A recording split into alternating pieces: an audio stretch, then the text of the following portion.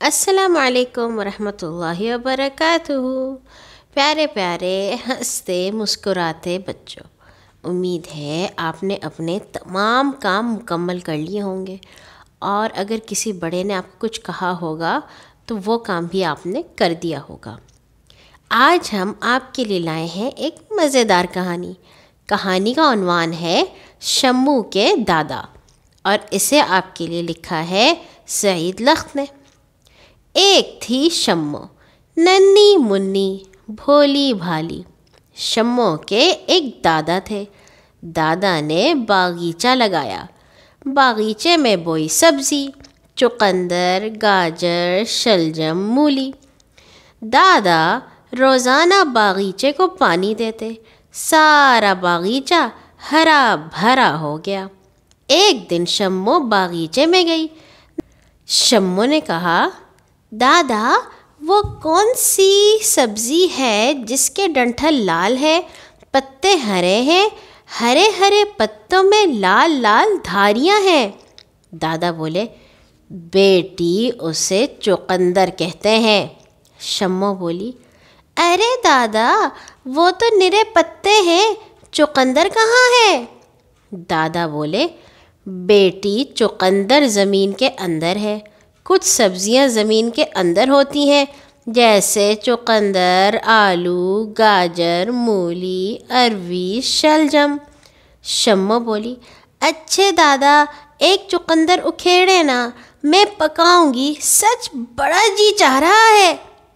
دادا نے کہا، بھئی کھرپا تو ہے نہیں، خیر چلو ہاتھ سے اکھیڑتے ہیں۔ دادا نے ڈنٹھل پکڑا، زور سے کھینچا، خوب زور سے، مگر چقندر نہیں اکھڑا۔ اتنے میں دادی آ گئیں۔ دادا بولے، شمو کی دادی تم مجھے کھینچو، میں چقندر کو کھینچوں گا، چقندر اکھڑ جائے گا۔ دادی نے دادا کو کھینچا، دادا نے چقندر کو کھینچا، چقندر نہیں اکھڑا۔ دادی بولی، بیٹی شمو تم بھی زور لگاؤ۔ شمو نے دادی کو کھینچا، دادی نے دادا کو کھینچا، دادا نے چقندر کو کھینچا، چقندر نہیں اکھڑا۔ اب آیا موتی کتا۔ شمو بولی، موتی تم بھی کھینچو۔ موتی نے شمو کو کھینچا، شمو نے دادی کو کھینچا، دادی نے دادا کو کھینچا، دادا نے چقندر کو کھینچا، چقندر پھر بھی نہیں اکھڑا۔ اب آئی بی مانو۔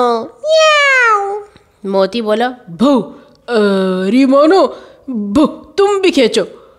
مانو نے موتی کو کھینچا، موتی نے شمو کو کھینچا، شمو نے دادی کو کھینچا، دادی نے دادا کو کھینچا، دادا نے چقندر کو کھینچا، چقندر اکھڑ گیا۔ دادا دادی پر گرے، دادی شمو پر گری، شمو موتی پر گری، موتی مانو پر گرا، سب گر پڑے اور سب ہنس پڑے۔ اچھا بچوں، کل آئیں گے ایک اور نئی کہانی کے ساتھ۔ سونے سے پہلے دعائیں پڑھنا مت بھولیے گا، اور آپ نے اپنے لیے بھی دعا کرنی ہے، اپنے گھر والوں کی بھی لیے دعا کرنی ہے، اور تمام مسلمانوں کے لیے، کہ اللہ تعالیٰ سب کو اپنی حفظ و امان میں رکھے۔ اللہ حافظ۔